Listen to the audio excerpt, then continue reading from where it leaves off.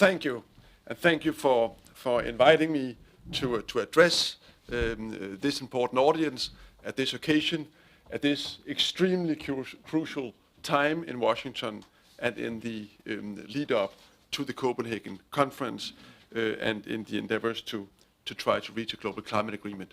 What I'll try to do here over the next quarter of an hour is basically to give you a very brief outline of what we are trying to achieve in terms of the negotiations. Or in other words, what is the political response to the problem as outlined by Dr. Pachauri that we're trying to achieve? And secondly, what are the means through which we are trying to achieve that? And finally, when will we succeed in achieving it? So, what, how, and when?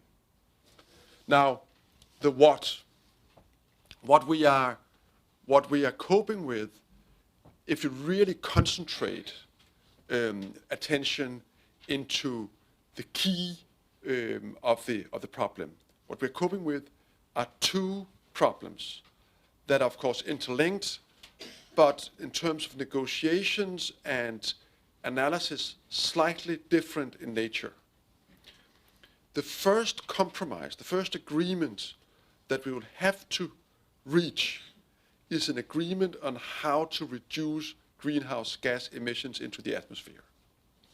And in a way, if you take the work of the IPCC and you want to limit the increase to 2 degrees to the 450 ppm scenario, it's a mere calculation to see how many gigatons of carbon dioxide are we in excess of what we can allow ourselves to emit, and how much do we need to take out at which speed. So in a way, it's a zero-sum game, and the question, of course, is how do the large emitters of greenhouse gases in this world agree with each other on how to distribute these reductions? In other words, who will reduce how much, how fast? If we are not able to get to an agreement of that nature, we will not get to the 450 scenario. If we do not get to that scenario, the evidence which is available in the fourth assessment report suggests that we will be in exceed of the 2 degree scenario. So in that sense, it's a fairly simple negotiation. Do we want to arrive at that level of ambition? If so, we need to take out this amount of carbon dioxide. Who will do how much, how fast? And some of us in that equation are much more heavyweights than others. Clearly, the two main industrial traditional centers of the world, the US and the European Union, are the two largest unities. They must both be part of this. By current emissions, China is probably the world leading emitter, not because their per capita emissions are in excess of neither Europe, certainly not of the US, but because of the magnitude and the dynamics of their economy. If we are to reach a solution to the first problem, to the burden sharing, to the cutting issue, we need an agreement that will seriously engage those three, as well as all other countries in the world, in a very tight agreement on who does what, when. And this is very much at the core of the negotiations, which will, of course, also engage all other emitters with a particular emphasis on those who are contributing most. Now, I think it's very important to approach this negotiation with a clear sense that the situations, economies, political realities, developmental situation, geography, A lot of things are very different in these countries. And none of these countries will eventually enter into an agreement of this nature without being confident that they are better off doing so than not doing so.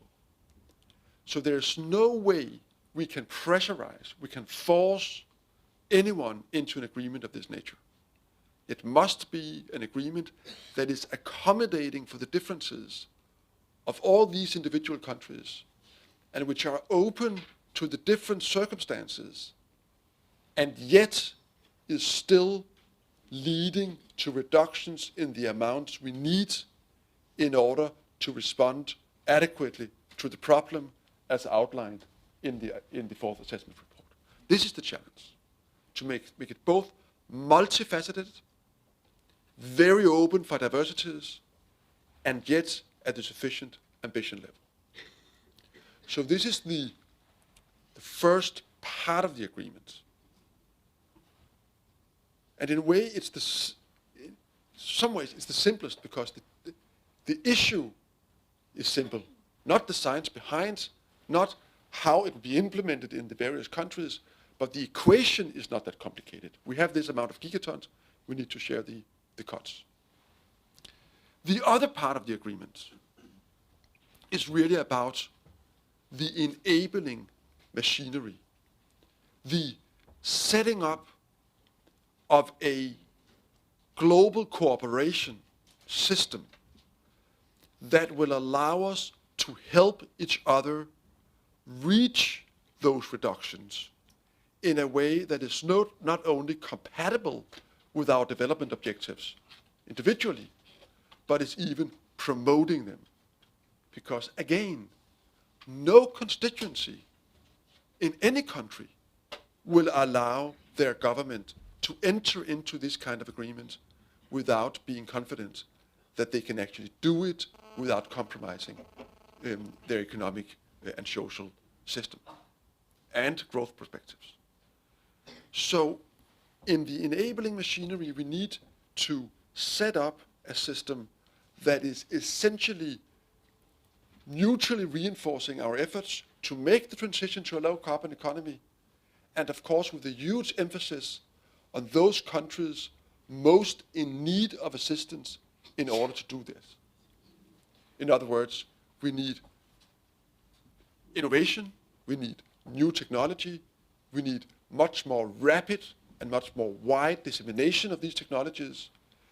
We need financing of all this, and at the top of that, we need financing for adaptation measures in the poorest countries, adaptation measures addressing both the climate change that they are already facing in these countries, and indeed the climate changes that will come in the decades to come.